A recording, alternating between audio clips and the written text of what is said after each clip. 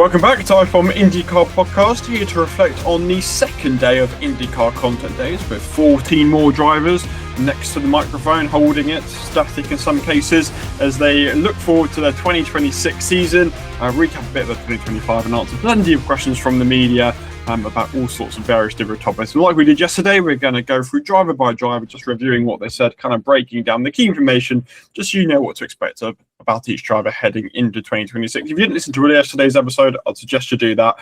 It's got the first 12 drivers that were in front of the media yesterday to reflect on their seasons. And here's the second part, because it's split over 2 days. It remains to be seen whether some drivers kind of do it over 2 days or 1 day. I think most of it over one, but apart from McLaughlin and Malukas, who've kind of split it because they were late yesterday. But yes, you kind of still get the old trickles of people with content that was done yesterday.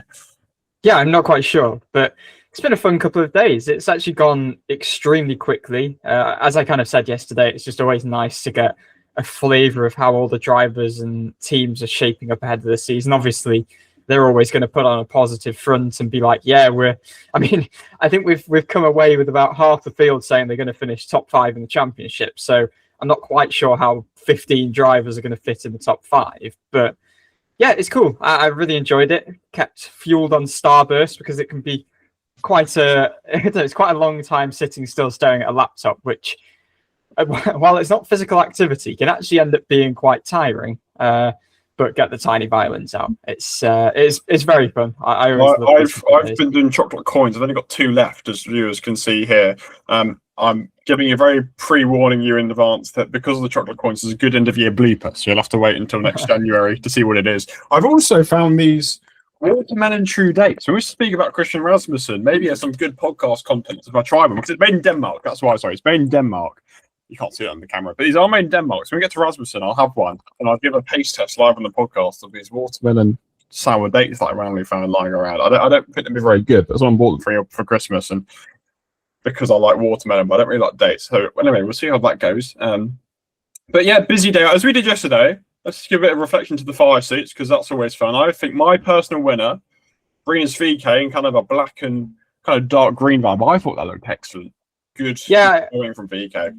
It was nice, and he coined it Greenest VK, which, to be honest, is absolutely class. I think the winner for me is probably Kiffin Simpson in his Sunoco fire suit. The kind of fits the livery. It's very nice.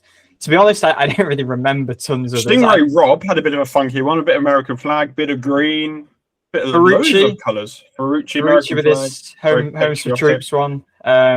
I'm trying to think who else. Marcus Armstrong kind of had the same as Rosenqvist, but rather than blue and white, it was black and white. And actually blending into the background, it looked kind of black and white. It was very weird seeing Will Power not in the Verizon colours. We saw Malukas in the Verizon colours, and it was pretty much the same race suit as Power wore last year. And Power actually said that when he first walked into Content Day and all the suits are hanging up, it was still the Verizon one that caught his eye first, obviously, after so long. Sporting those colours. Kai collected a nice one, white with some Brazilian flag colours on there as well, which was cool to see. I'm just going to go through the pictures. I thought Scott Dixon's was quite nice because it's always very similar, the orange and blue PNC Bank, but it had some nice kind of white shoulders. Mick Schumacher's was a bit plain. His was sponsorless. So it was kind of a very generic one, which was sponsored. It wasn't quite like Carroll was sponsorless, so it had kind of the RLL and Honda logos, that sort of thing, but it didn't have anything else on it. So. Yeah, I mean, Rasmussen's was similar to Rossi's with the kind of hoops, I'm pretty sure. Ericsson's was mainly black with some purple accents. It was the Allegra car. That's Allegra. So yeah, there's some interesting ones. Like Kirkwood was wearing the Siemens one again, mostly black with a bit of blue. But no, generally, I thought it was a pretty strong day. I have to say, stronger than yesterday. Yesterday was a poor showing, I thought. But Pelot's, which is pretty much the exact same, the DHL colours, was ruined by, like we went on about yesterday, the slightly ridiculous, minimalistic new Honda logo, which is far too big, and the black Honda logo on the yellow race suit, I must say, doesn't look brilliant. So yeah, maybe seek out a picture of that. It's not great. I think we should have a petition to revert the Honda logo. But yeah, always fun to see the new threads. Always fun, obviously, to see the mood as the drivers come into press. Should we get onto the drivers. Sorry, I just want to touch on Honda. Their website still has the old logos. I'm really not sure as to why we have this new pointy, funky, minimalistic logo. But anyway, rant over for the day. Let's move on to, as you said, who came in first, which was Santino Ferrucci. Came in bright and early at 8 o'clock. He kind of looked like it. He looked a bit tired, did Santino. Yeah, he did, bless him. Yeah, like he was a couple of minutes late. Not as late as Siegel was yesterday at the outset. I think Siegel was 5 minutes late. Ferrucci on today's graveyard shift was a couple of minutes late, but you could forgive him for that. He was positive about their chances again. I'll cue him before we get too in depth what he had to tell us, but we asked him a bit about last season, which was obviously populated by some highs, a very good mid-phase of the season with a couple of podiums, but also quite a few lows and a bit of inconsistency. So he gave his thoughts on that, as well as the stability of being with the same team for a fourth year, which was obviously quite different to what the early stages of his IndyCar career were like. And then also what his expectations are for the season after last year, claiming that if everything went well, they could even be in a title fight. Morning, Dave. Hi, Santino. You obviously had some of the big highs last season, but where do you think some of maybe the inconsistencies came in last year compared to obviously the consistency we saw from you in 2024? Yeah, I think some of the inconsistencies are kind of more on my side of things than anything else. I think the team really straightened everything out come the 500 into the end of the season, and then I kind of made some unforced errors in a couple of races, which kind of put us on a back foot. But being able to go through those and get everything sorted going into this year would be a big deal. I think just having a more consistent platform this year with the team will be a big help and a big change for us as far as a steadier pace. And yeah, I think there's no reason as to why we can't keep that same pace that we had in the middle of the season this year with a couple of podiums and top fives. And I know this is a kind of stability you've not really had in your IndyCar career, now being a fourth year at the same team. So what has this relationship with Foyt been like? And I guess why is it different from what came before for you in your IndyCar career? Yeah, I mean, obviously every year we continue to build the team with Larry. I think, me coming back and working with engineers and mechanics. Like I said, this is the first year I talked with Larry. I think this is one of the first years in a long time the team's had almost zero turnover, if any at all, year after year as far as mechanics and engineers go. So it's a really big deal. We're building something consistent, something that is competitive, and I'm just really happy to be a part of it. And with now the full-time sponsor of Homes for Our Troops, so delivery won't change all year, which is another big thing. Less work for the mechanics, less things to worry about come race weekends. So very much excited about all those things. And I know you came in here last year with some quite lofty expectations. So I guess heading into 2026, what would you consider would maybe make a successful season across the course of the year? Yeah, I don't see why we can't have the same expectations. I think losing a bunch of points in Detroit and then a couple of the races to where I wasn't at my best really hurt us. So there's no reason as to why you can't sit there and continue to fight to be in the top 5 of this championship, given the consistency and the prep that we're at and the team this winter. And, I think the odds for us to win the 500 for our car are higher than they've ever been. So there's a lot of big things going into this year, a lot of momentum that I'm very much excited about. I think it was good to hear Santino's honest opinions on kind of where last year went a bit awry, because as he was quick to point out, actually, at the end of the day, if he didn't have the points taken off him in Detroit, he would have finished 11th rather than, I think it was 16th in the standings. But he does take responsibility for kind of that loss of consistency that they had. Obviously, I think he finished in the top 10 11 times in 24. So it was quite a downturn last year with, far less reliability from his driving side. I think he alluded to some crashes and other things that happened, and said that, okay, the team started the season slowly, but actually after the 500, where the team fixed things up, Ferrucci wasn't driving particularly well. So it seems like he has an idea where he needs to, button up a bit, and comes into the year with, I'd say, quite lofty expectations, still suggesting that a top 5 in the championship, one of the many who claim that could be possible, on the cards. Yeah, we'll have to tot up how many people claim they'll be top 5 in the championship because I think I probably oversold it saying it was about 15, but it was a lot. Armstrong said top 3, Ferrucci said top 5, somebody else said top 5. We'll work. Simpson said top 5, didn't he? So we'll work it out across the day who said top 5 because there was quite a lot. But Ferrucci just said was one of them, and it's good to see him take accountability because he said Toronto was kind of a huge error. Laguna's sake, I remember he made a couple of errors there, for example. Maybe he wasn't as flashy in the ovals as we kind of expected him to be. And if you didn't know, Ferrucci spent. Well, whilst most people were doing Daytona, Ferrucci was doing a different type of racing. He was racing on dirt in the Chili Bowl, and he won one of his heat races, and he dedicated it to AJ40 to 1091 a couple of days prior. So a bit of non-IndyCar related success for Santino Ferrucci in the last couple of weeks as well.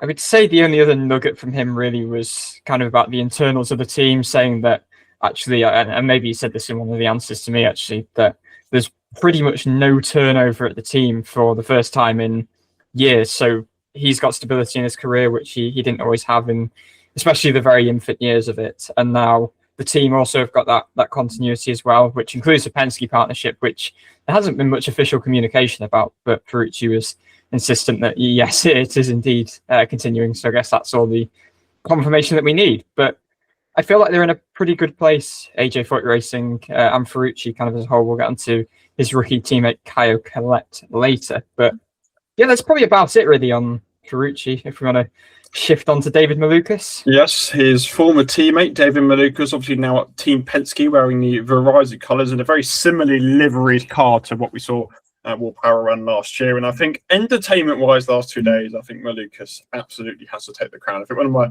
favourite moments, he did this really long impersonation of his dad.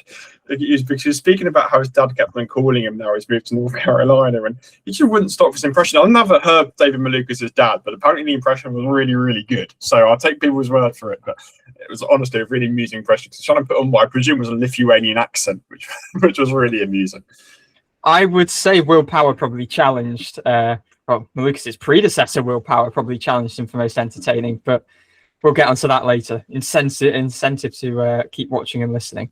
One other thing that Malukas did, which was pretty amusing, is he's seen the Alexander Rossi MicroStrategy where you hold it. So at the start, he was like, should I do the Rossi strategy? So he went up and held the microphone, and then he kind of found it uncomfortable after a while, so put it back down and used it how you're supposed to use it. So if you didn't know what we're on about, Alexander Rossi yesterday was kind of holding the microphone for some reason. Even it had like a flat base, which you could just speak into normally. Because it's quite a short mic, so I think he kind of, I don't know, you must have just assumed that the sound wasn't going to be good, that, you know, a microphone wasn't going to do microphone things. I'm not really sure. But yeah, anyway, David Malukas, I mean, where do we enter? I guess just talk about the fact really he's feeling really good. Like he seemed really, really positive, saying he's been treated well at the start to life at Penske, and they've kind of checked a load of things off their list already, and he already feels as prepared as he's ever felt heading into a season. I know, you know, he's had a quite volatile couple of years where,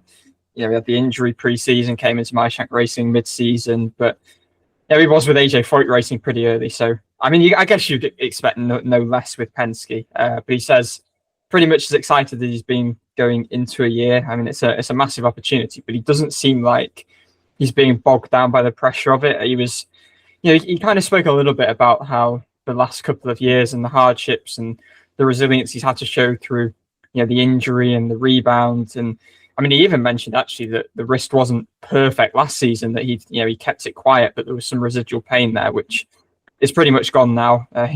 Saying that he's not too impacted by either what Power did at Penske or what Power's doing at Andretti. He's not really going to focus on that. He said he wants his own legacy, and ultimately first year success will come in the form of consistency, which was a bit of a watchword across all the drivers. And you know, he's pretty calm. He's not going to panic if it takes a bit of time. I just thought his mindset was pretty brilliant, to be honest.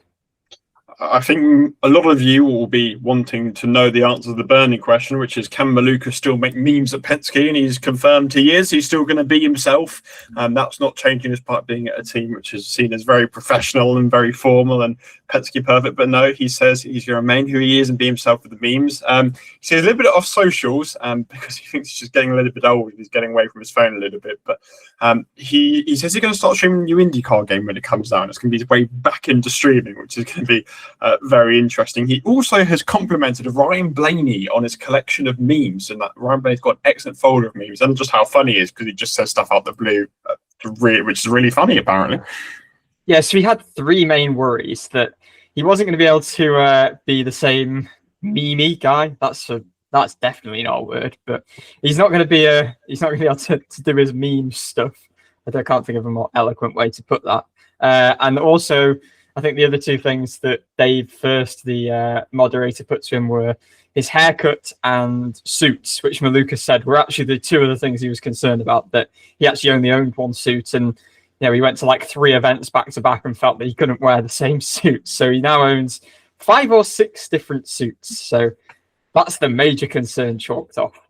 He also says he does phone calls now. He now picks up the phone rather than just doing text messages. So maybe he is maturing a little bit more with David Malukas.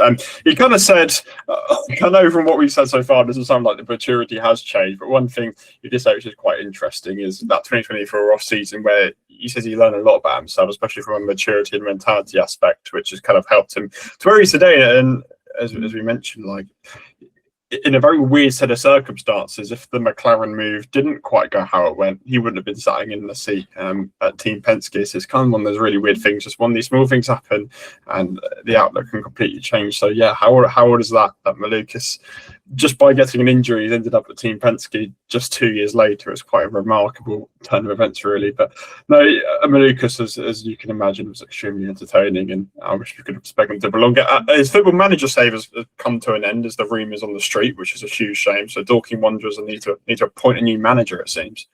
Yeah, we need the scoop on that. Cool, and then we go to another one of Santino Ferrucci's ex-teammates in Stingray Rob, back for it's year 4 now for Stingray Rob. My goodness me. First one returning to a team at Hunkos Hollinger Racing, as we'll get on to shortly. Yeah, he's a pretty fascinating guy, actually, Stingray. He speaks very, very well on such a range of topics. Like we covered today, driver coaching, for instance, the fact that he's gone and got some coaching in the off season. He's just quite a philosophical guy. But and a lot about chickens. Yes, as well. Yeah, he's got 11 chickens. So he's in. Well, we'll get onto it now. He's moved into a new place, I think, in Indianapolis, and him and his.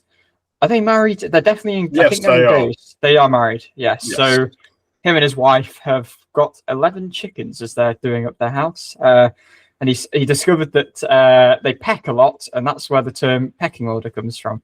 But anyway, we did catch a word with Stingray, and I mean, I wanted to find out kind of what the situation was with quite a wait before he was announced back at JHR, obviously having VK announced to be joining the team before there was confirmation that Stingray was coming back. So he gave an interesting answer on that. I didn't reveal a ton, but I thought it was quite amusing. And he also just spoke a bit about, where he feels he is in his development as an IndyCar driver and what he expects from himself this year, which I thought he gave also quite an interesting answer to, because a lot of drivers are quite results driven, but he had a bit of a different perspective on that. It obviously took you a little while to be announced back at JHR for the year, so I just wanted to ask, was there any doubt there? And I guess what was the reality of the situation in terms of just a bit of a wait for the announcement? Yeah, I mean, the off-season was pretty boring, so we had to spice it up a little bit. That's the best answer I can give you for now. Other than that, I think that being on a 2-year contract, it was a done deal on our side, so the announcement was a little bit slow, but, it's off-season. What else are we going to do? We've got 6 months to burn. Cool. And I guess after kind of 3 years in the series, I know you've obviously pointed out with 3 different teams. Where do you feel you are in your development as an IndyCar driver? Are you kind of content with where you sit right now, the trajectory that you are on? What's your feelings on that? Never content. I think that if you were to ask Alex Palou if he's content, he'd probably say no as well. At least I'd hope he'd say no. I think the moment that you become stagnant in the series, that's the moment that you're going to fail. So I'm by no means content. I'm not happy with what's been done in IndyCar yet. I'm not feeling like I've achieved enough yet by any means. So I'm motivated. I'm hungry. I want to prove what I'm capable of doing. And if I start winning races, that's great, but I still won't be content. And obviously with the continuity, what do you feel kind of is maybe the ceiling of what you want to achieve this year? Have you got any goals that you've kind of set out for yourself? I guess especially off the back of this coaching and everything you've done this off-season. Yeah, I mean, as far as goals go, I think that the easiest thing to do is to look at results and define expectations on that. But that's probably the worst thing that we could do because expectations are a result of the procedures that we make happen. And I talked about those weaknesses ahead of the season and the way that we've been working on those. So I think that our goal is to work on those weaknesses and just continue to reveal those, find any other issues that we can find in myself, in the team, in the car, whatever it is, right? All those revealings are what's going to lead to good results. And so if we do that, I mean, the results are going to come. It's not a matter of if we need to work harder or push more. Like I was saying earlier, it's a matter of doing things the right way and it will just fall into place. I guess, I mean, should we lead with his first answer? Like, I mean, I guess he wasn't going to say much about the delay. I guess we won't really ever find out what the reality was. I did find his response quite amusing. It was quite a Stingray sort of response, but yeah, we didn't get much from that. No, but we knew he wasn't going to give anything away, but you have to ask the question anyway. Exactly. Really. Do my job. Yeah, that's it. I mean, Stingray, as you said, was very philosophical about a lot of various different topics, and one that I found really interesting, I don't know about yourself, was about how Scott McLaughlin and Robert Wickens were so successful. So speaking about kind of the IndyCar itself and the fact that it's very heavy now, they've added the aeroscreen, the hybrid and that sort of thing, and the more weight that's added on, it's becoming more like a touring car or a stock car, for example. And his first example was Robert Wickens, who came to season 2018, really had a really successful season before he had that very, very unfortunate injury which stopped him racing. But Stingray kind of suggested his DTM background really kind of helped him familiarise that.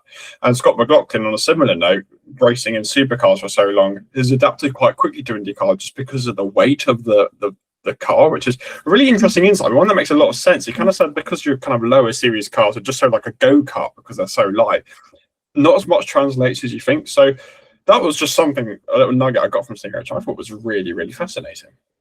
That all kind of came from the wisdom that he's gained from doing this driver coaching this off-season. He didn't actually disclose exactly who he's been getting it from, but he referred to something that he basically cited Jackie Stewart in saying that, you know, something that he's not necessarily been doing with the car is manipulating it and using it as a balancing platform, was I think how he referred to it, which is probably a bit too technical for us to completely understand. But he essentially said, and I don't even know if this is a word, but he's been too forcible.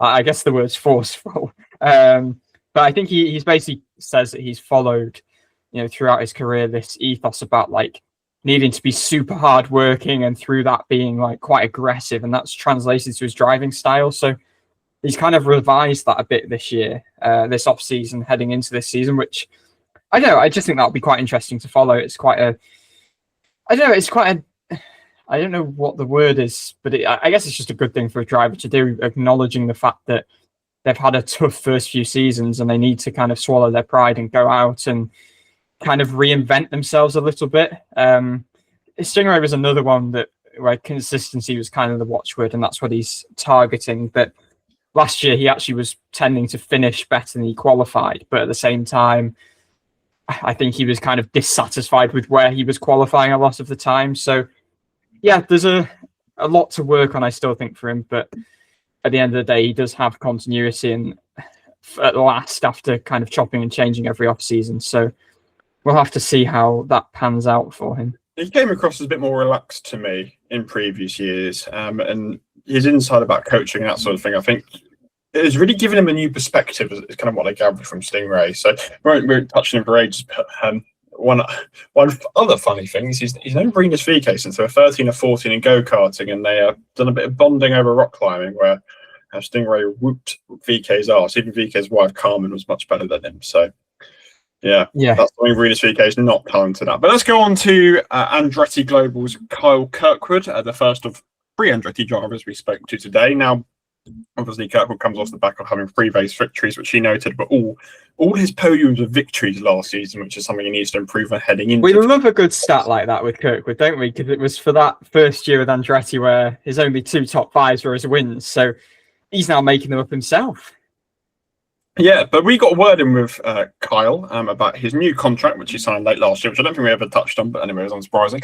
And kind of building the team around himself as opposed to Colton, the expectation of winning championships. So here's Kyle's answer to both of those. Hi Carl, hope you had a good off-season. You signed a new contract late last year, so how simple was that decision to make, and why did you feel the need to lock yourself down so early ahead of an expected busy driving market coming into the next off-season? Yeah, I mean, we all have a lot of confidence with each other in this team, and it's just proving my loyalty to this program as they have for me. So it's just it felt like the right thing to do at the right time. And I felt like Colton was the driver at the team who kind of the team built around, especially when you first joined, with the expectation of winning championships. But now he's obviously moved, and it kind of feels like that expectation shifted to you a little bit. So do you kind of feel that additional weight and expectation within the team following his departure? Yeah, I think people would be a little surprised. It's maybe in the past, because Colton's been the guy that's been there the longest. It wasn't necessarily solely built around him, right? I think we all had developments, and we're always pushing each other to the next level, and it wasn't just Colton leading the way. I think we all kind of shared responsibility, and that's going to stay the same amongst, we got a great lineup. We got Will, one of the most experienced, one of the best qualifiers, championship driver, 500 winner, and then we got Marcus, that's also a 500 winner, multi-time race winner from one of the best teams in motorsports, and then you got myself that won 3 races last year. So I think we have a great lineup. We've got great diversity of drivers amongst us, and there isn't. I can't say that the team's going to be built around me, because that's not the truth. I think it's going to be built around all of us, and we're going to keep pushing each other every single weekend. And based on who's the best that weekend will likely be the one that we're focusing on, and who will be the leader. It's not going to be just one of us. So not loads from Kirk on the contract side. Obviously, it's all confidential. It's not going into too much detail, but he kind of really hit home the loyalty to the program, and it's the right thing to do at the right time. And then on the Colton side, like obviously, it's kind of the answer that I kind of expected them to give, where it's all people contributing. They haven't got a very strong lineup with Power and Ericsson in that team. 2 Indy 500 winners, 2 IndyCar championships, obviously both held by Power. So they've got a very strong lineup, as he says, with a great diversity of drivers. But it's kind of who's the quickest on a given weekend is kind of a interesting perspective, rather than maybe who's top of the championship, for example, or who they need to prioritise on a points basis. That's kind of an interesting perspective I got from Kirk, kind of focusing on an individual weekend rather than maybe taking into account a season or who they want to build their team around. But where Herta was kind of the figurehead was because he was the guy who'd been at the team for the longest, and he was kind of their long-term play, been there obviously since he was a very young driver and a prodigious talent. And I guess Kirkwood kind of assumes that now as the driver who you expect to be there long-term. Obviously, Power, I think, to be fair, Power at one point alluded to something about like 3 years. Not that he was saying, I'm going to be here 3 years, but he was saying something along the lines of in 3 years, they expect to be winning championships or whatever. So maybe interesting, kind of pointing towards how long he expects to be there. Obviously, Ericsson, this is a pretty crunch year for him. We'll get onto him very shortly. But I think Kirkwood is the figurehead in that kind of public-facing thing, whereby he looks like he's like the star boy almost, or however you want to put it. But I think you would, how could you not share the responsibility when you've got drivers that talented? I think that makes sense to me. On the contract side, I think we probably did discuss this at the time, because I remember speaking about this, but I think I have a lot of respect for that loyalty side, kind of paying back for the investment that Andretti have put in his career. I just think that's really, really highly creditable. Kirkwood seems like, I think he seems pretty confident. Like, no, like this, I said this earlier, like no driver's going to come in and be like, yep, I think we're going to have a crap year. But, he seems very certain on like areas to address. I think, there's a nice culture there of accountability, whereby like after, I don't know, I think he said after Gateway, really, when he won his 3rd race of the season, there were kind of issues with execution. Road courses were particularly challenging. I think he actually said it was mostly due to me. So not me as in me, mostly me as in it was mostly down to Kirkwood himself. He was kind of saying he was culpable for a lot of the issues that they had, but also that the team probably has some shortcomings as well. But yeah, it's he was asked about kind of how they can close the gap to Ganassi, and he seems to suggest like he really doesn't think they're that far off. And while I think a lot of people think, okay, Palou and Ganassi, they're completely unflappable, they're bulletproof, but Kirkwood kind of has a different view that if they can stop dropping just a couple of tenths here and there, they can try and close that gap, because Ganassi aren't perfect everywhere, and he is right. Like he said that it's mostly road courses where they excel. So maybe if Andretti can catch up there, it's not beyond the realms of possibility that they can close that gap at least a substantial amount, even if not to win a title.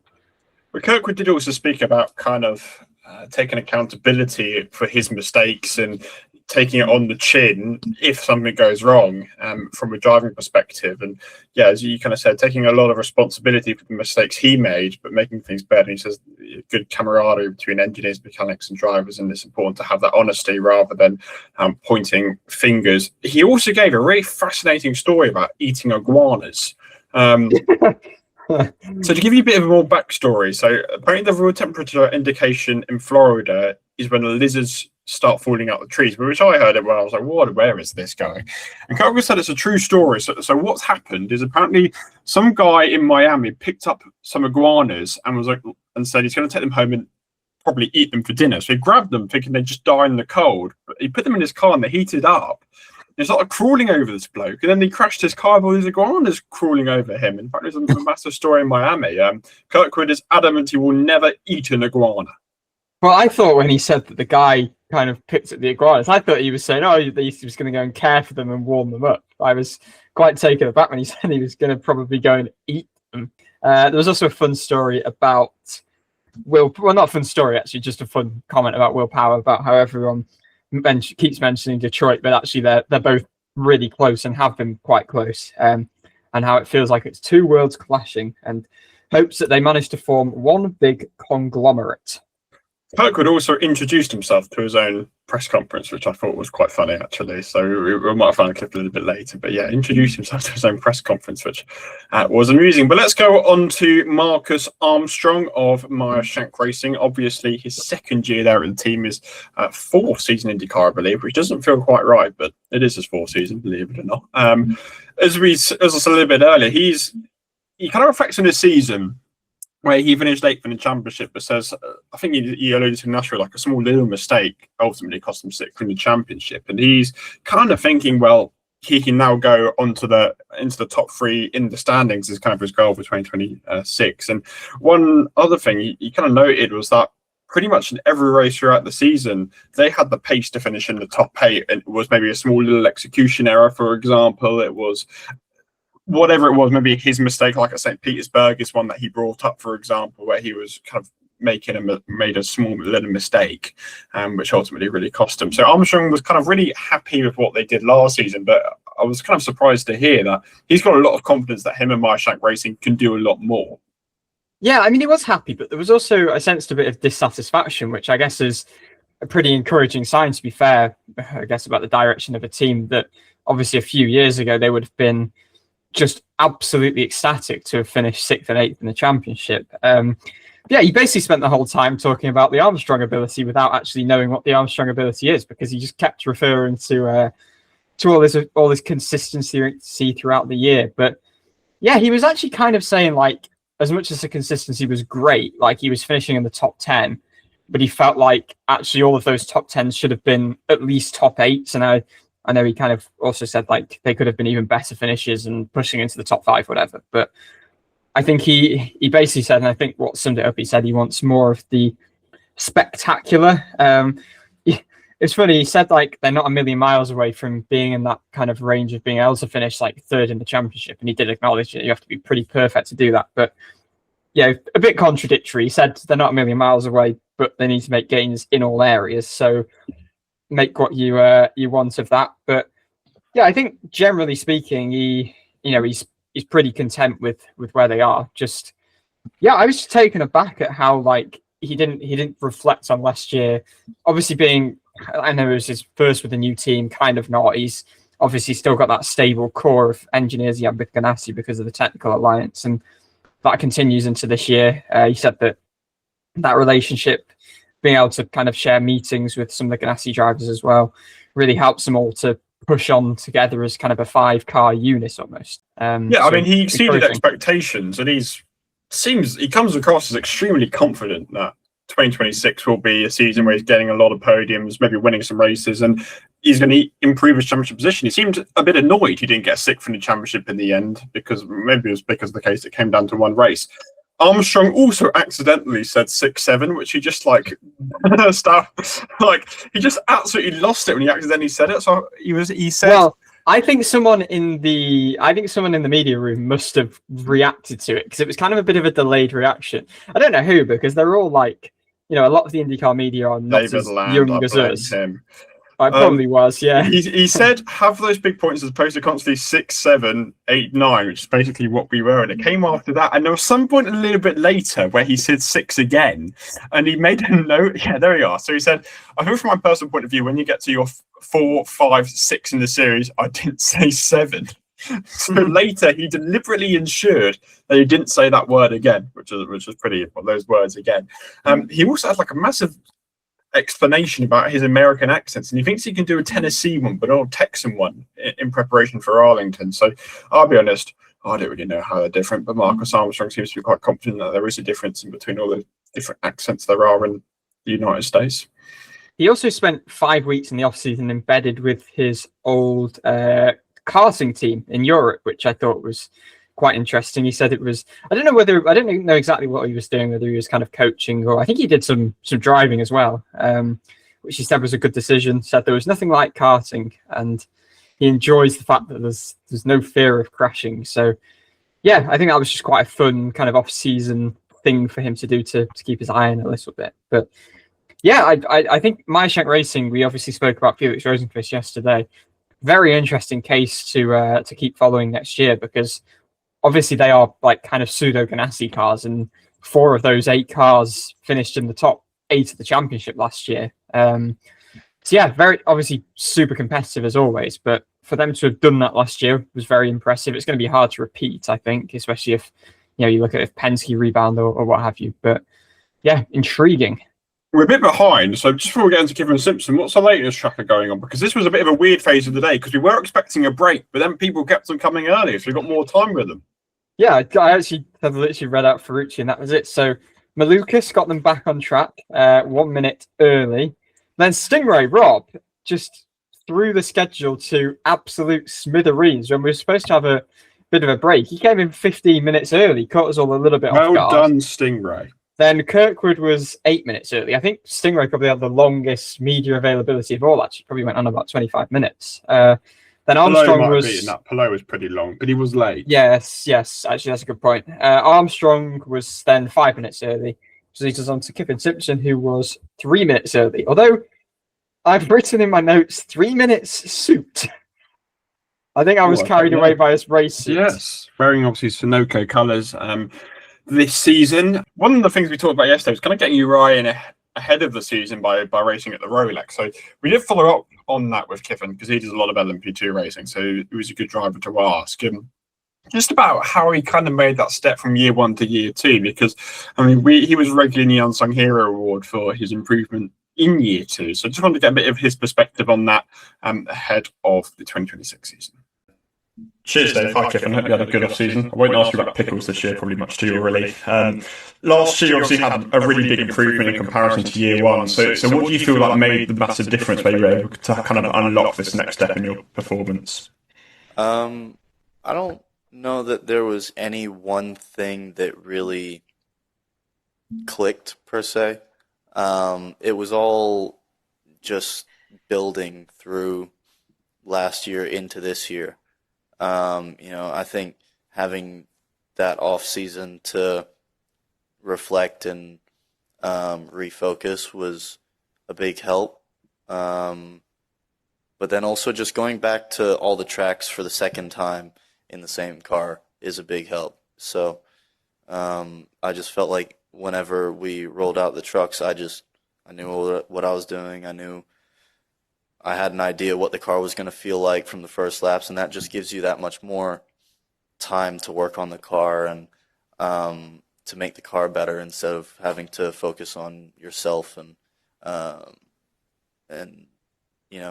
trying to get yourself up to speed before figuring out the car. And there was kind of a bit of a discussion yesterday amongst a few of the drivers about doing the Rolex before the season starts and kind of getting Uriah into a racing mentality, even if car-wise nothing translates. So when you do Daytona, is that something you kind of consider getting into race shape even if the car side of things doesn't translate? Yeah, for sure. For me, the Rolex is just about, like you said, getting your mind back into it and getting back into that rhythm of racing.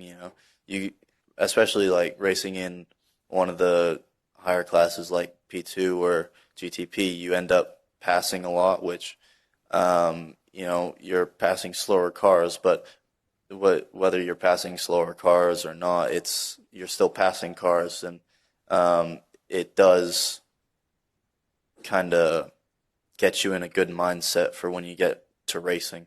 So, for me, that's really what it's about. And then, you get back working with engineers and working on your feedback and how to make a car better as well. So all of those things are just good to get the wheels turning again and, get back in shape, per se for the season.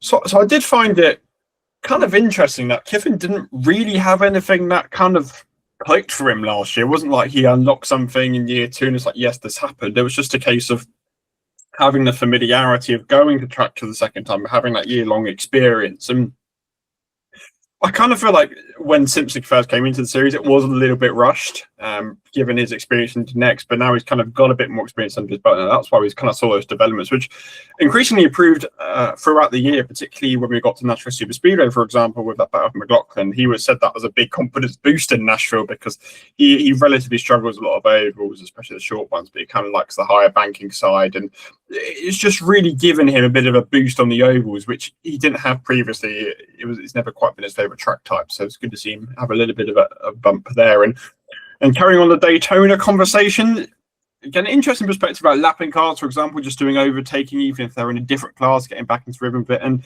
a lot of the mindset side of things. So I think Marcus Ericsson said something very similar when we get on to him. No, Scott Dixon actually said something similar a little bit later when he was asked about it. So obviously a good year 2 for Kiffin, but as we said, he's one of the ones with higher expectations and wants to finish even higher in the championship than he did last season. He says he's aiming high, top 5 in the championship. He's got a couple of big goals, and whether we hit them or not, he's going to aim and do his best to get there. He says the first one is on the bucket list for sure. Just a point I'd like to make on Simpson. I think we often overlook the kind of almost basic factor of a driver's experience and having that familiarity being a really key thing. It's not like there has to be a silver bullet in that second year. I remember, to be fair, I think Armstrong mentioned it here today, that literally like returning to tracks every year, he feels like the next year he can pick off from the higher note from which he left off the year before. And I have a really vivid memory actually from Armstrong's rookie season in 23, I think it was, where I think there were 2 Indy road course races that year. And first one, I don't know whether it was a struggle or not, but I remember second one in particular, he made a massive jump. And I think we probably saw something similar from Simpson, that just having that kind of comfortability was quite helpful. So again, like you would expect off that logic that he will kick on again this year. It's just whether he can make that push towards, I guess, a top 10 in the championship, probably being most realistic. I know he said top 5 as well, but that's probably is a bit far-fetched.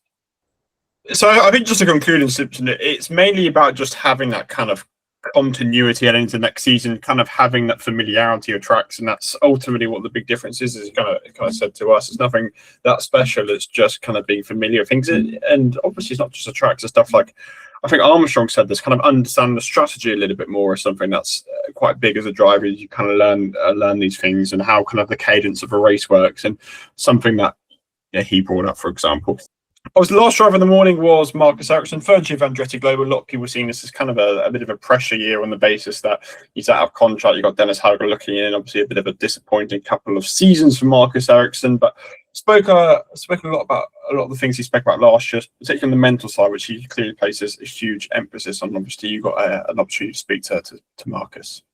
Yeah, I mean, he was one of the drivers that I came into this media day most keen to get his perspective, just because he was one of the drivers I thought spoke the best last year, just in terms of he'd had a pretty disappointing first year with Andretti, 15th in points, and had spoken very, very well about just the fact that he'd done all the work in the off season, he'd done all the work with his mental coach, and the fact that tends to get better in second years with teams. That when he went to Ganassi, for instance, the first year wasn't brilliant, and then he really quite quickly got into his rhythm. So it was a massive shock, obviously, last year when the complete opposite happens and he finishes 20th in points. And it was a catastrophic year, really, you would say, for a driver of his caliber driving for a team of Andretti's caliber, especially when you've got, Kirkwood finishing 4th in points. Hurst the year before had finished 2nd in points. So his teammates extremely competitive. I really just wanted to get his take on a lot of different things. I kind of revisited that topic about the mental trainer just because he'd mentioned it a little bit earlier in the media conference that we'd had with him. And then also just drilled a little bit into what went so wrong last year. I thought his answer was really interesting about, kind of spiraling a bit after the 500. And ultimately how he is looking to rekindle some of the consistency that, saw him a perennial top 10 finisher and, 3 times in succession finishing 6th in the championship with Ganassi before he departed the team for Andretti. So this is what Marcus Ericsson had to say to us earlier today. Thanks, Dave. Hi, Marcus. I think it's good how open you are about the mental side and the work you do there. But why is that so important to you when you are in tougher seasons of your career like last year? And maybe what have you learned from that can help you get through these times of a bit more adversity? Yeah, no, I've talked about that a lot throughout the years. The mental side of things, I think, is still underestimated, the sort of importance of mental training and mental strength, and it's something I worked with throughout my career. And when you have a tough season like I had last year, it's really it's even more important to focus on those things and really build yourself up and have a strong mental approach to things. And that's where I could learn a lot from last year, how I sort of got into a bit of a negative spiral after month of May, and I couldn't really break out of that, and sort of that affected my results and my performances throughout the last part of the year. So, I've been analyzing that, learning from that, and have tools now to use how to not get there. So it's an interesting thing, and I think it's still a lot you can learn from the mental side, and everyone is different there as well. So I'm lucky I have a very good coach in Sweden, Stig, that I work with, and we've had some really cool stuff that we've done this winter that I really think is going to pay off this year. And I know you spoke really well this time last year on Media Day about kind of the work you've done to improve after a tough first year, how you sometimes improve in your second season at teams. Why do you think last year, I know you mentioned the spiral after May, why do you think it kind of unfolded as it did for you and you couldn't maybe get out of that rut that you got yourself in? I think it was a lot of different things that, contributed to what happened last year. I think, that negative spiral after the month of May was something that really was tough for us and for me. The start of last year was really strong. I was one of the fastest, leading up to May. So you just need to get back to that, get back to the basics. Again, I've looked a lot in myself. What can I do better? How can I perform better? How can I work better with the team to get the car I need and balance I need? So it's a lot of, self-reflecting and seeing what I can do better as a driver. That's been my focus point. And then, I know the team has worked extremely hard to also do things better. And like we talked about, there's a lot of changes there as well. So it's not one thing you can point at. It's just a lot of small things together that makes a difference. And we put down the work to really make sure we are better and stronger. So I guess following up to that, like, what do you feel like you can do this year that maybe you did while you were at Ganassi, for instance, where obviously you had some very impressive consistency? What can you do this year that you've learned that you can kind of apply to make that step forward again? Yeah, but it's like exactly what you're saying. I need to get back to that consistency that I had with Ganassi. I think it was last season there, I had 15 out of 17 races in the top 10, and that's the sort of consistency you need to be running up front, and I know I can do that, as I've shown that in the past. So that's the key point for me, is to get back to that, to have a car underneath me that I can trust every weekend and know what it's doing, and then be able to deliver those performances when we get to the races. That's a big focus point for me. So a lot of this felt quite familiar, really. It felt like a repeat almost of a lot of the stuff we'd heard from Ericsson last year. I think there were a few additional things. He said that this off season, I mean, he's especially doing the stuff with his mental coach and everything, kind of encountered new ideas to try and tackle certain things, and just on the driving side and everything as well, working with the team, he's trying new things, trying to. I think trust is one of the big things that he's not really trusted the car, and he's got quite a bit of an engineering reset, and just quite a lot of things are changing. I think he said, didn't he, that it's a combination of small things that have been going wrong, as well as obviously the spiral that he got in after the 500, be finishing second when he could have won, and then being disqualified / not disqualified, but moved to the back of the order. He'd also said earlier that he'd sent himself outside of his comfort zone this off season. He'd gone and raced some GT cars for the first time. But he's also in a contract year as well this year, which makes it all the more crucial. He basically said actually that he thrives on pressure, which is why he often delivers in the 500. So, yeah, lots to ponder on from Marcus Ericsson. Yeah, he raced with his brother actually in Malaysia during the 12 hours, and he was another one to do Daytona. He was in the standard GTD class. I do find it interesting that it comes across to me as Marcus places a lot more emphasis on the mental side of things rather than the physical side. For example, I'm not saying he's not doing the physical side, because as he says, every driver says they're in the best shape they've ever been. But out of all the drivers, Marcus is the one most outspoken about this kind of mental side of things. And he has been trying a couple of different new methods, and whatever he did last year obviously didn't quite work. And as you said, he kind of really struggled after that downtime in the Indy 500. So it's going to be interesting to see how he kind of recovers the season to the position, as you said, that he can do again, actually, where kind of finishing out 6th in the championship. Give a nice little nugget about Will Power. He says he's been talking to Will since kind of he joined the team, and they talk for hours all the time. And Will call him when he's at dinner, for example, and Ericsson will say, "I'm at dinner," and Will just keeps on talking at him all the time. Says he's a really funny guy. I mean, every time someone speaks about Will Power, it's always some kind of really, really funny story. So obviously gets on very well with Kirk, because he's getting on very well with Ericsson as well. So he's fitted right in so far as Will Power and Andretti. I guess it's a nice segue that to Power, because I mean he was his usual jovial self. I'll catch up with the late/early thing, by the way. Simpson, I said, was early. Ericsson was 3 minutes early, and Power was on time. He was after lunch though, so yes. He had plenty of time to prepare to being on time. But the first thing we heard from him was something about talking horses. I'm not entirely sure where that came from. But he started laughing at talking horses, and then basically just like mic drop moment, stands up, pretends to walk out. We had some other moments as well. He started coughing and was handed some water, and first thing he said was, "That's vodka." So yeah, classic Will Power. But he seems like he's settling in, really nicely. Andretti. He's had the one test with them at Phoenix. I think he was very much eager to get cracking, obviously not being allowed to work until January the 1st. I think he said he did his seat fit on the 2nd. He was testing maybe even the day after. So there's not a ton to take from the test. It was a tyre test, obviously, but he's already had, I think, a few bits and bobs of feedback, and, felt just generally comfortable in the car, which I guess is a pretty strong start. And yeah, he's just excited. He, as I said earlier, has that belief in the team that within 3 years they can possibly be championship contenders.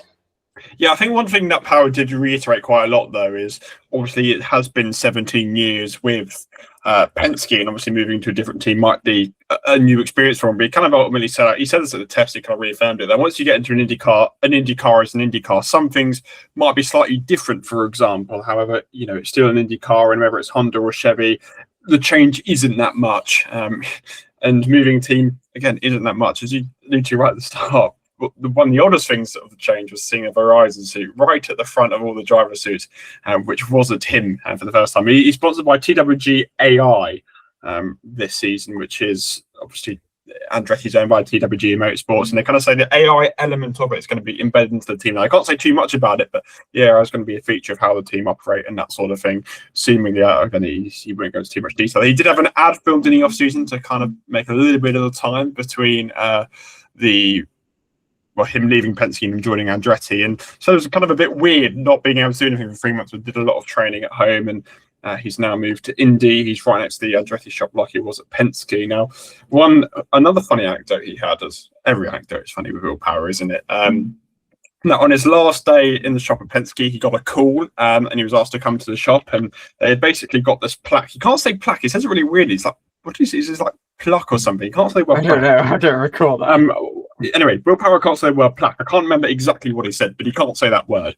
So he went into the shop, and there was a plaque of the Indianapolis Motor Speedway. And everyone signed it, apart from Roger Penske. And then he left that for ages. And there was like, Roger Penske didn't sign it. And then really randomly, in response to a completely different question, which had nothing to do with it, he was like, for clarification, Roger Penske didn't sign it not because he hates me, just because he wasn't there at the shop to sign it. The team said to me to take it in the shop to Daytona, in the truck to Daytona, so he could sign it, and I asked him to do it there. But apparently, Power forgot. So he tried to. It was just funny. He just brought it completely spontaneously, like in response to a completely different question, just to clarify, so people wouldn't like make a massive story about how Roger Penske didn't sign it.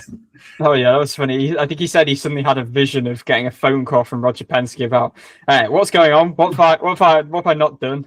So that was quite amusing. I thought it was quite telling, actually. Well, actually, to be fair, before I get into that point, I think it's worth talking about, his perception of Penske. He was asked a little bit about how he kind of feels in the aftermath, and ultimately, I think he said that there's no respect lost. That at the end of the day, he was offered a year, and that tells him that Roger Penske did still value him. But ultimately, at this stage in his career, as we've spoken about a lot, Power wanted a multi-year deal, and he said I think he was just too far down the road and kind of wanted a new challenge, and was very keen to see what he could do elsewhere at a different team. And yeah, there's no real incentive to kind of down Penske above any other team. I think he was very keen to point out that ultimately he just wants to beat everyone. And yeah, I mean, one kind of final thing on Power was he's still the only guy to beat Alex Palou whilst he was at Ganassi, and he was asked, what do you need to do? And he kind of said there isn't a weakness of Palou. You can't see a weakness of him. And it's not just Palou, it's the fact that Ganassi execute really well with setup, their pit stops, for example. So he was kind of reaffirming that Palou, he can't see any weakness from Palou, which leads us on nicely to Alex Palou, who was next after Will Power. I think one thing which we'll probably just quickly cover is, I know obviously the lawsuit come in the news last couple of weeks with a $12 million lawsuit against him and McLaren after he left that contract. He was asked about that, and he could have shut it down quite quickly, but I will give a lot of credit to that. I actually think he answered this really, really well, and he could have just shut it down completely. But he said he won't elaborate it on now just because it's a bit too soon to go into those information. But he says in the future, he promises this, he'll kind of explain his process before, during, and after the case, but it's just a bit too soon to give that information. But I thought that was a very mature response of Palou. Instead of kind of shutting it down, he kind of said, look, not now, but in the future, you kind of get a little bit more from me, which I thought was really nice.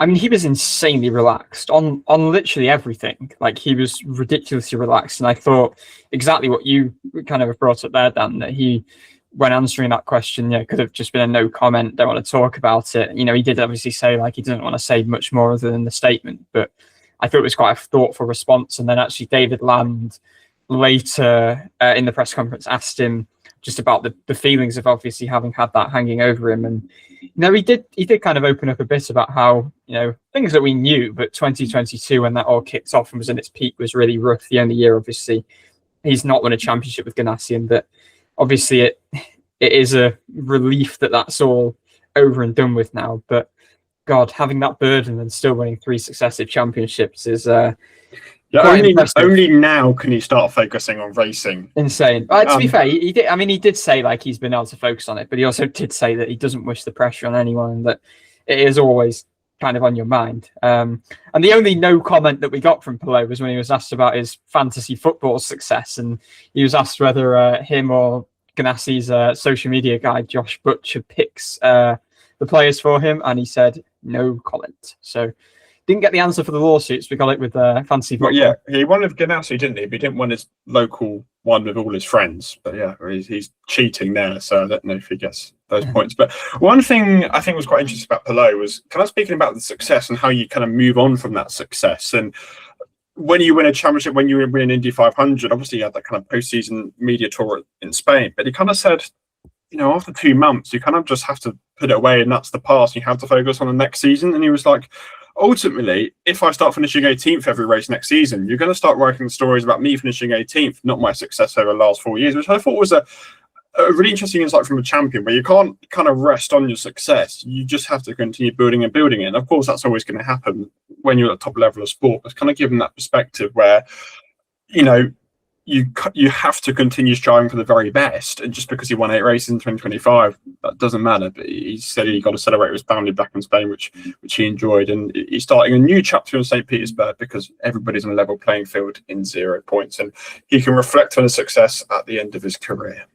Yeah, I thought that last point actually was really interesting, that, you know, ultimately he'll be able to sit down and kind of bathe in all the glory once his career is over and done with, and that ultimately, I guess it is the mindset of a champion that, you know, you're always moving on to the next challenge. But also, I thought he was very, I don't know if mature is the word, because obviously Palou is mature, but, you know, he was quick to acknowledge the fact that, you know, 2025, the word that he's often used was, well, he said it was strange, but he also said it was magical, which he's obviously said quite a lot. But he has a very acute understanding of how hard it was to achieve that, and how it will be just as hard to repeat that. And he's pretty certain that both himself and nobody else will really be able to repeat that, because it was just so incredible. He's got this very nice kind of level where he's humble, but he's not too humble to the point where he doesn't appreciate his own success.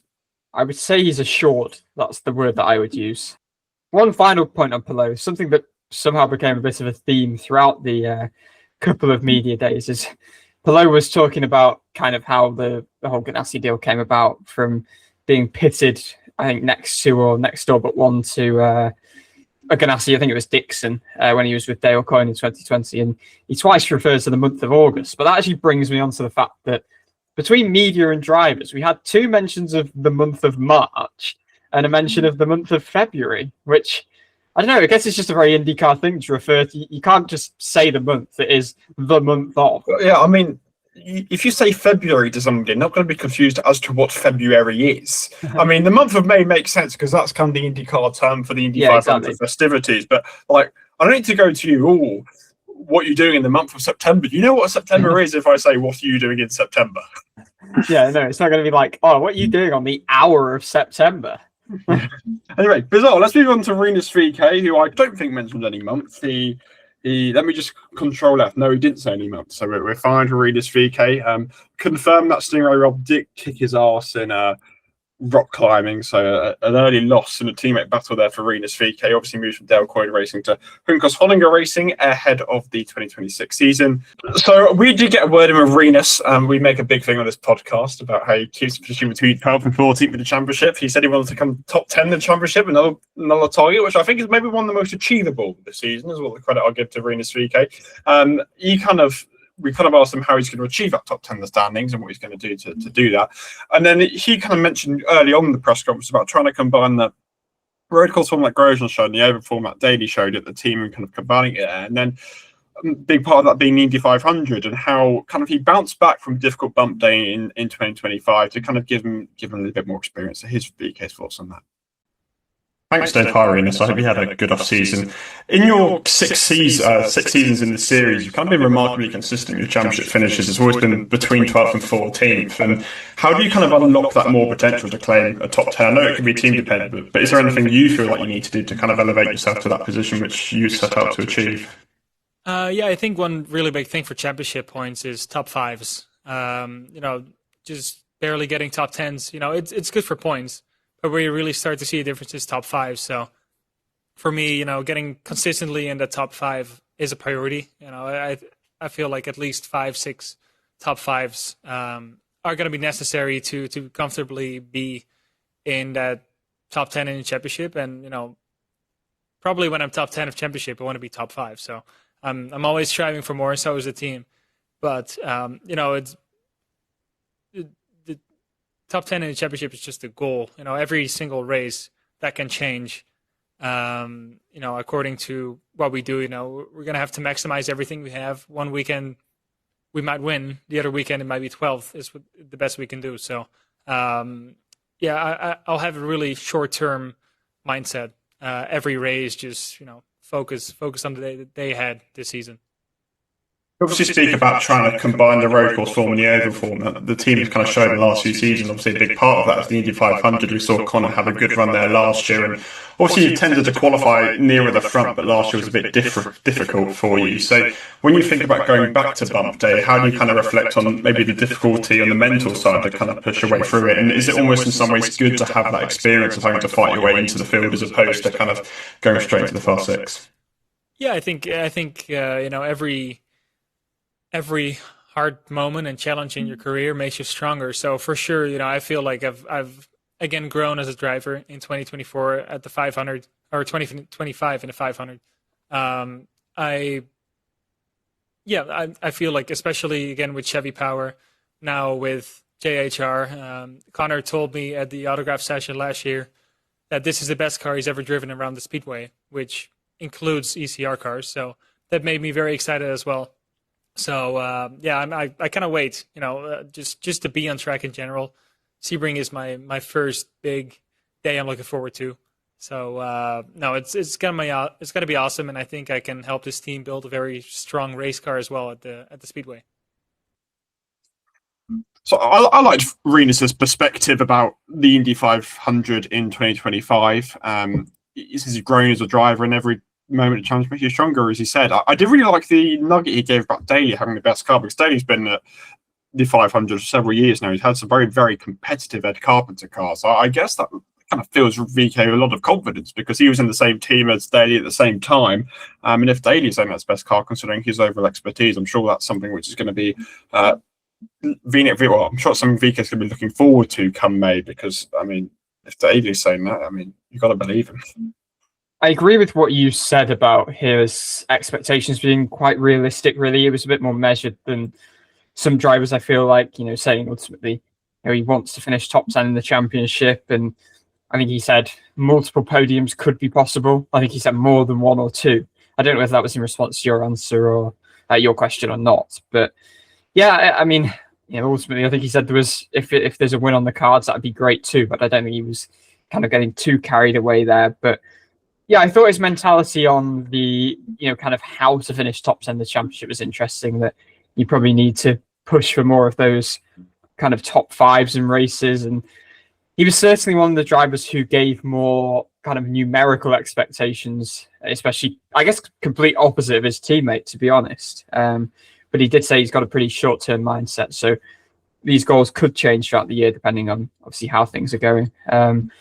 He maybe loosened a bit too much at Ed Carpenter Racing, and actually last year taught him kind of the mindset that he needs at Coin, obviously being kind of one shot to really prove himself. So he's carrying that over a bit into this year. But yeah, just intrigued to see how he manages to spearhead this team. But I think, again, like I said, with everyone, like there seems to be positivity. Like I don't think there's anyone that seems particularly downbeat at all, really. Yeah, no, I do like VK. He, as you say, he's kind of very measured in his approach. He doesn't get ahead of himself, but kind of sets himself realistic targets, which he's very open about. And that's another note I picked up about kind of him being quite non-committed about what his plans are with Hunkos. It was a question that I was actually going to ask him, but was asked before, whether he wants to commit to Hunkos as a long-term project and help them fight to the front, or whether, as you say, he kind of takes a one-year deal. When you look at the top seats available, there's going to be a Penske seat potentially available. There's potentially going to be an Andretti seat. There's potentially going to be a McLaren seat up for grabs. There's plenty of opportunities there, which VK could take. And as you say, about starting the season very, very, very strongly. Are the Dutch punctual? Well, let's find out. I don't know.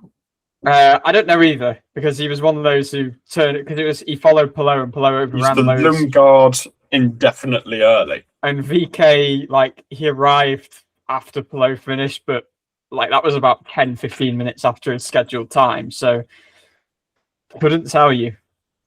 Let's go on to Sir Scott Dixon, receiving a knighthood in the off-season. He actually gave some really nice thoughts about getting his knighthood in the off-season.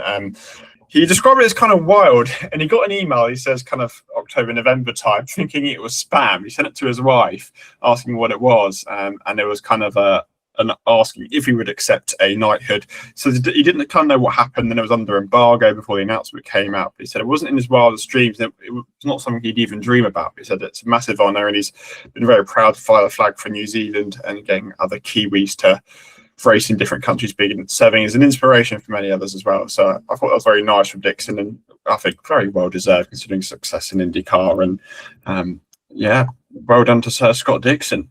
Yeah, very well deserved indeed. But I mean, I guess it tells you about his greatness that he actually described last season, where he finished third in points, as a downer year. And I mean, I guess it kind of was, just because he was 200 points plus behind his championship. It's just such a weird season, wasn't it? It was kind of felt like he was nowhere all season. Oh, Dixon ended up third in points. Yeah, it was so strange. And he said, anyway, third for me still sucks. And ultimately, it was an improvement. Where did he finish sixth in 24 in the end?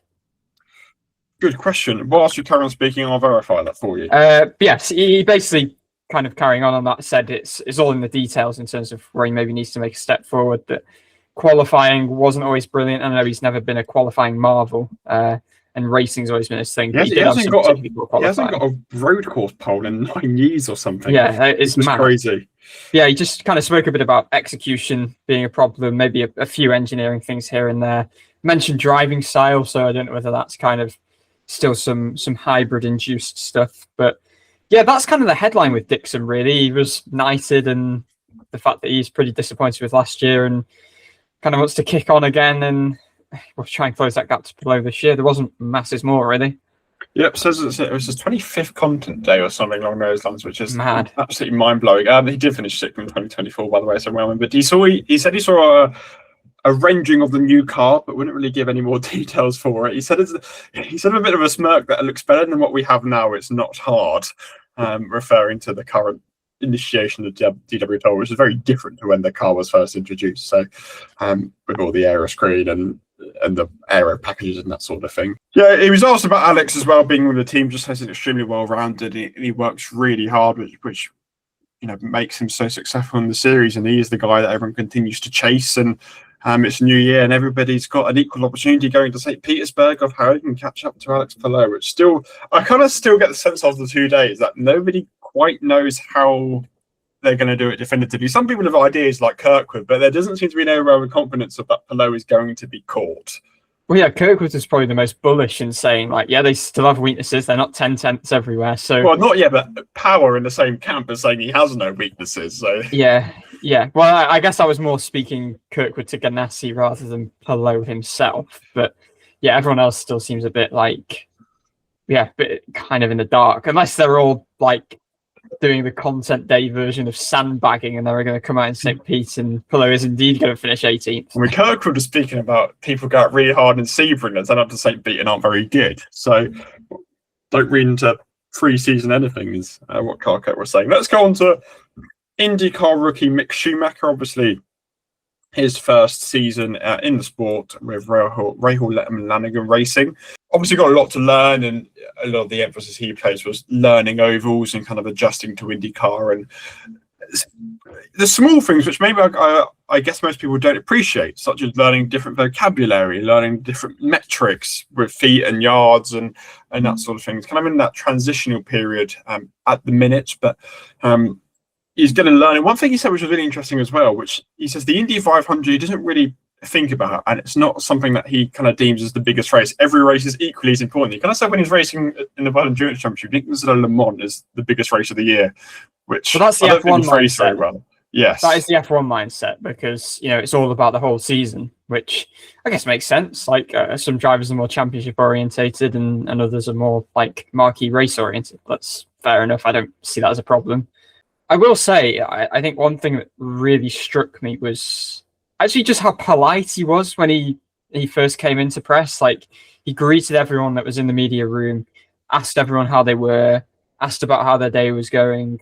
So I think someone sneezed and he interrupted an answer to say bless you. Like, he's just an all-round, like, seems like a really nice guy. He seems like he's already having quite a good time. Like, he did speak a bit about, and it's all stuff we've heard before, because I know we've already had a couple of media availabilities with him when he joined RLL and when he did that first test. But he spoke about his options and how he landed on IndyCar, and how he had an opportunity to come over a few years ago, but ultimately wanted to stay in Europe, keep chasing F1.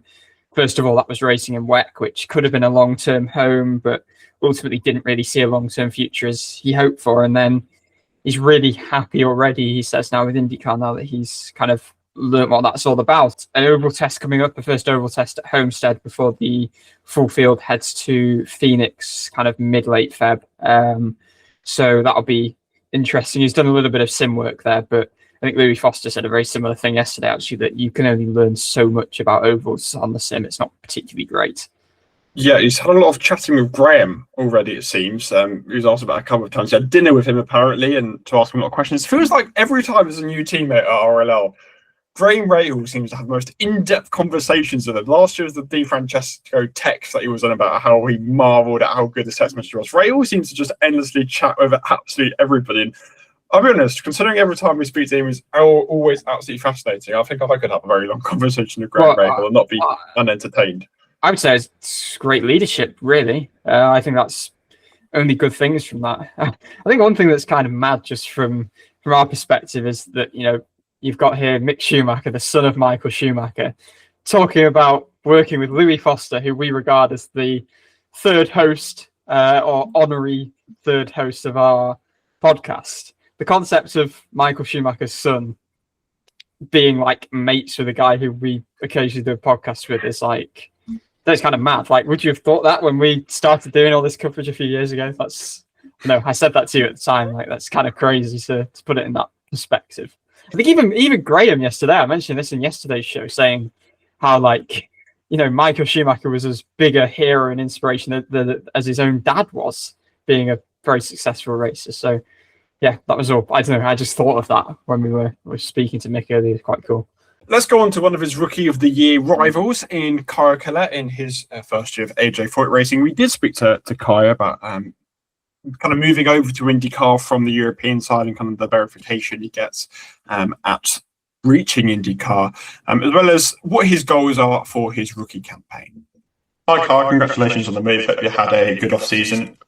I know it's kind of difficult as a rookie to set any goals or expectations, but in your mind, is there anything you want to achieve in 2026 as Rookie of the Year for a priority, considering you only get one chance at doing it?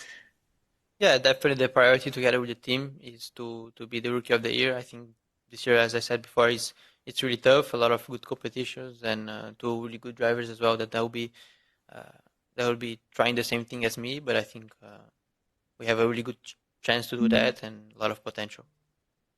And obviously, a couple of years ago, you made the move to America. You'd kind of grown up in Europe in your racing career, and kind of like a big move for you on the personal side to kind of reach your goal of making IndyCar. And now you're sat where you are. Kind of how validating does it feel that you've kind of succeeded in your goal after such a big change in your life? Yeah, quite surreal, to be honest. I think when we did the change from Europe to US, obviously the final goal was to reach IndyCar, and now we did that. So I'm extremely happy and proud of everything that we achieved. Obviously, I didn't do it alone. I think there was a lot of people behind me, a lot of investors, supporters that helped to achieve this dream. So it's just trying to go out there, do the best, and represent the best as I can.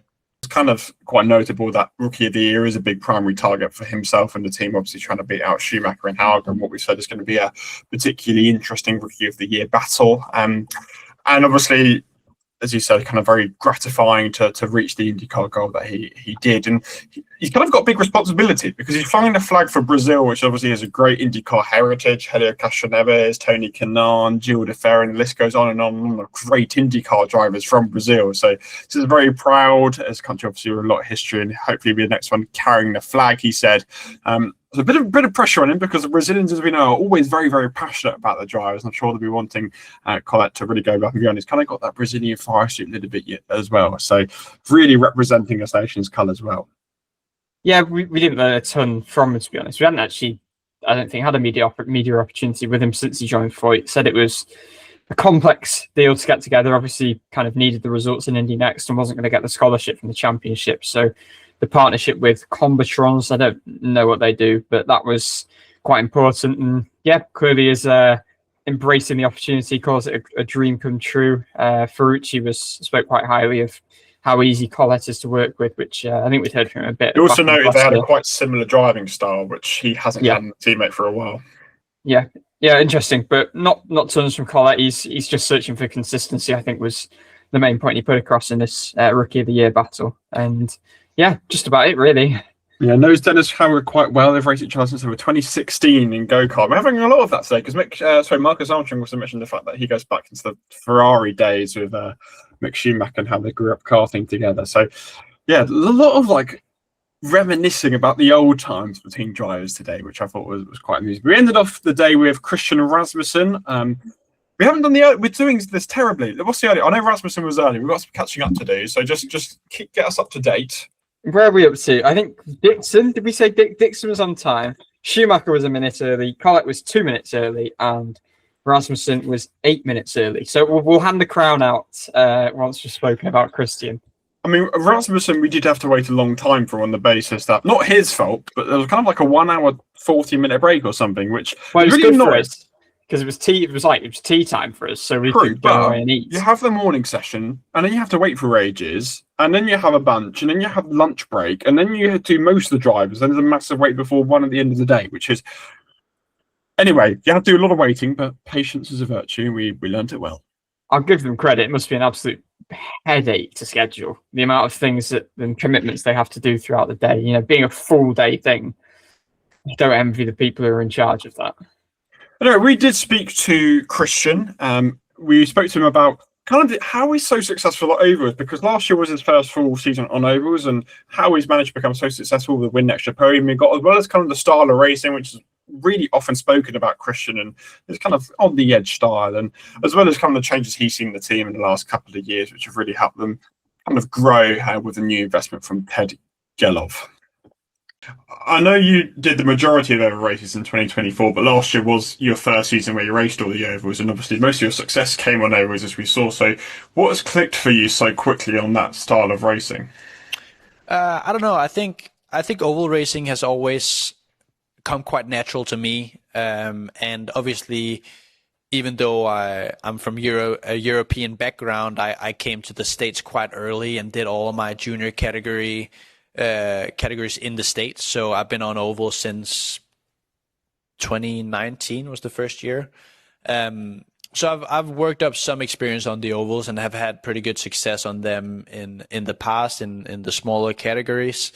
And yeah, for whatever reason, they just kind of click with me. I love racing on ovals. I think it's you don't obviously see it anywhere else, where you're able to basically race side by side for many laps in a row, and the opportunity for overtaking is just higher than it is on a road course, which just opens up the game a little bit. And obviously a lot is kind of made about your style of oval racing being a bit more on the edge than others, for example, especially by the broadcast. So when you're kind of sitting in the car, do you kind of feel you're maybe more on edge than others? And how do you kind of know where the line is where you don't go too over that limit? Yeah, it's definitely something that you develop all the time and try to get better at judging and whatever. But when looking at it, I think we did a pretty good job of it, not a perfect job of it. Obviously, in Nashville, we didn't really get to see much other than the first corner. But also, overall, I was the third highest scoring points on the ovals combined out of all the drivers in IndyCar last year. So we must have done something right. So we're honing, getting better all the time. But I think we're on the right path, at least. And then you've been at the team before and after kind of the investment came in last year. So what sort of developments have you seen within the team in the last couple of years, which have kind of really helped you make that step forward? Yeah, like I've said before, just the investment in new talent from all parameters of the team, from the commercial side to our new pit stop coach.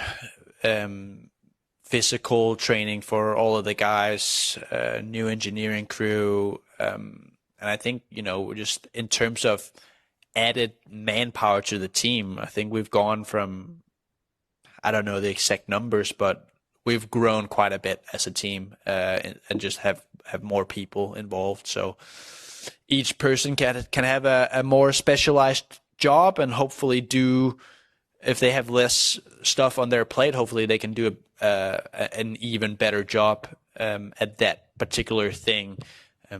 they have in the past. I guess for Rasmussen, it's a case of all about kind of building on what they did in 2025. Obviously, a really great year for Rasmussen, particularly on the oval side of things. As he says, comes quite naturally, but he's been in the States for so long, he's kind of grown up with it. And it's not like Mick Schumacher, for example, where they're coming over from Europe with next to no experience. He kind of alluded to qualifying pace as something they really need to improve on in 2026, and that kind of rings quite true, because even on the ovals, he wasn't qualifying particularly well. He was just generally making his way through the field throughout the season, and eventually kind of came alive mid-race on occasions. We saw a Gateway in Milwaukee, which ultimately kind of gave him those victories. But he said, right, so an increase in performance is just about continuing that development heading into 2026. And Rossi said a little bit about it yesterday, kind of just continuing that momentum. It seems to be quite good vibes in the team still, and just continuing to build on what was a good first year of the investment. I think the biggest takeaway I took from Rasmussen, actually, my favourite answer of his was about how grateful he was for the patience the team had given him. Obviously, you sometimes see with rookie drivers, they're judged on, well, the first impressions, really, which isn't always fair, because Rasmussen kind of, said in, I don't remember his exact wording, but basically said that his first year was actually pretty mixed. But if, thankfully, Ed Carpenter Racing with a new investment put faith in him. And sorry, I'm just watching Dan is now indulging in his Danish sweet, and he's pulling some strange faces.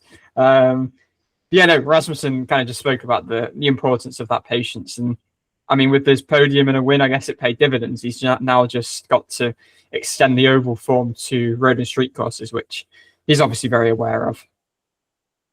How's the sweet? No, they're not good. Not good. These candied true dates from Denmark. You have to give him a miss, I think. I hope whoever got them for you isn't watching.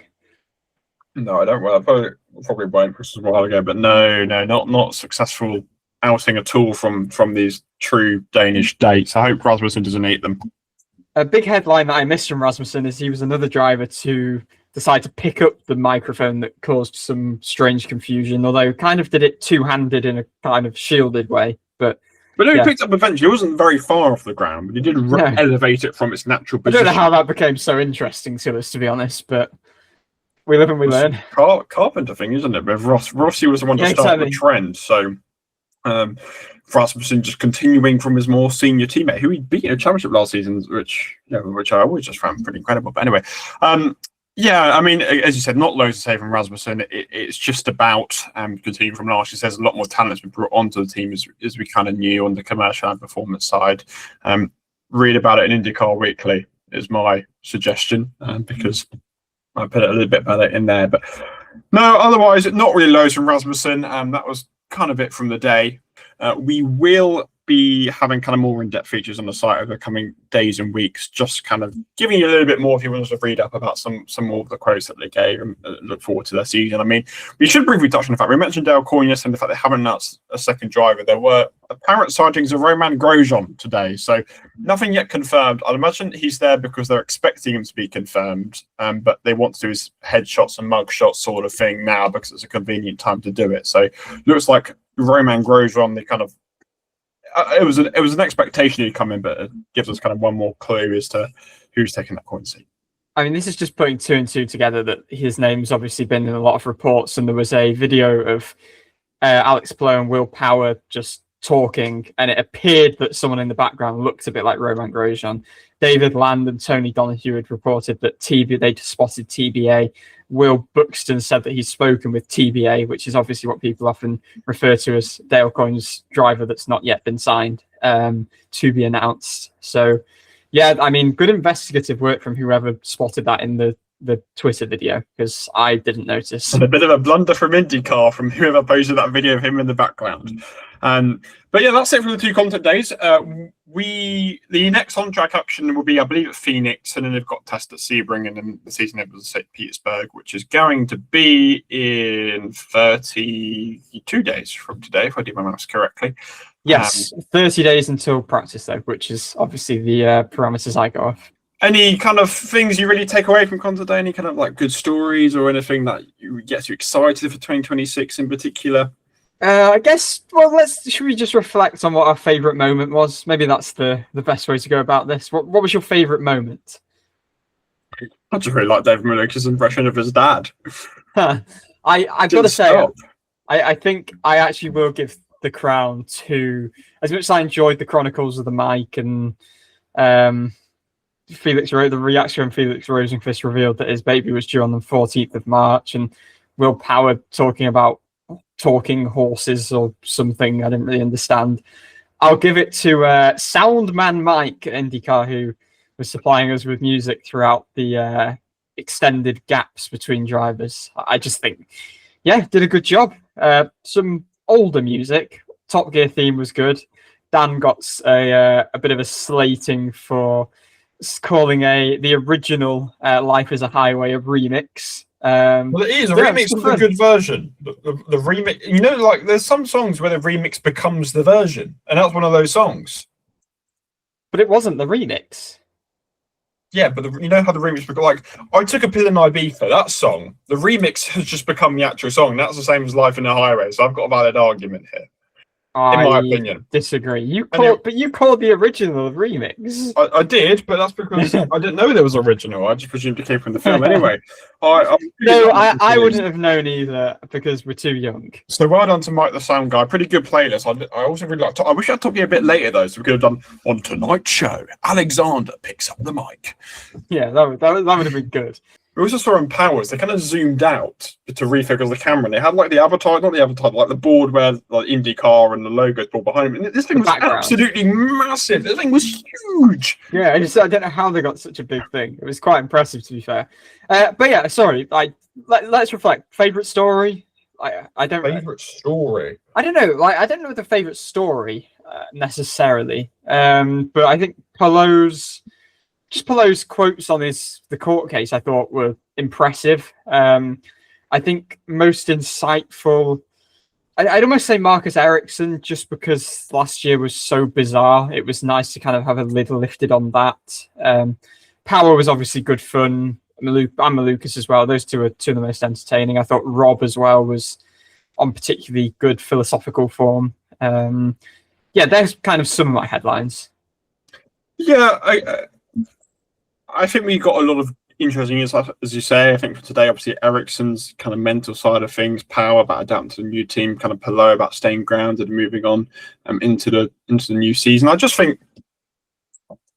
seeing where everybody, what their expectations are, the variety of how well everyone thinks they can come to the championship. We need to decipher. We need to do predictions based on drivers where they think they're finishing the championship, and it'd be very interesting to work it out as to where they're okay. But no, some good stories, some good insight over the last couple of days. And obviously, as they always do, people are pretty confident working in the off season. So, yeah.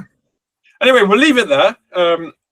I think, actually, no, I know we said we fit a New Year's resolution, but we have a guest coming on Tuesday. So the odds are that episode will actually come out on Wednesday, unless we sort something out before then. So we're getting closer to it being resolved, but we will have an episode next week with a familiar face on the show who we haven't spoken to in a while. So it'd be good to catch up with them. It's not the third co-host. I hate to break it to you, but it is a good guest of the show who we've been meaning to speak to for a little while. So that's going to be quite good. And then we've got some other guests planned between now and St. Petersburg. And then we'll have predictions and we'll have previews before we know it. So as we sort of said at the start of yesterday, this is kind of really the mark where momentum starts building up towards the new season. And as we said, we've got a lot of preseason testing going on. And before you know it, we'll be here reviewing the Grand Prix of St. Petersburg. And it's pretty much, it's just a month away now, pretty much. I mean, I won't bother going around about it. It's a month away. So very much looking forward. I hope you enjoyed the last 2 days of content. I know there's quite a lot of information, but hopefully you kind of learned something about each driver heading into the 2026 season. So for this time, thanks very much for watching. Thanks very much for listening, and we'll see you next time.